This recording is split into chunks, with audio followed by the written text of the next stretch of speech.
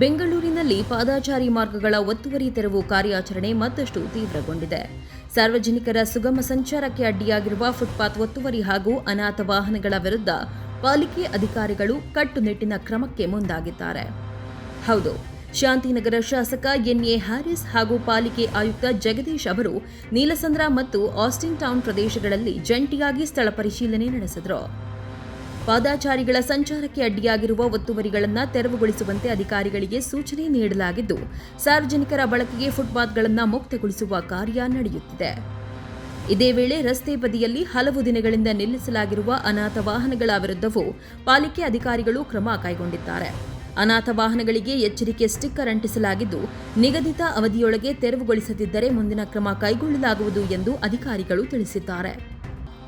ನಗರದಲ್ಲಿ ಪಾದಾಚಾರಿಗಳ ಸುರಕ್ಷತೆ ಹಾಗೂ ಸುಗಮ ಸಂಚಾರಕ್ಕೆ ಆದ್ಯತೆ ನೀಡಿರುವ ಪಾಲಿಕೆ ಒತ್ತುವರಿ ಮತ್ತು ಅನಾಥ ವಾಹನ ತೆರವು ಕಾರ್ಯಾಚರಣೆಯನ್ನು ನಿರಂತರವಾಗಿ ಮುಂದುವರಿಸುವುದಾಗಿ ಹೇಳಿದೆ. ಬಿಂದು ಬೋಸಮ್ಮ, ಪ್ರಗತಿ ಟಿವಿ, ಬೆಂಗಳೂರು.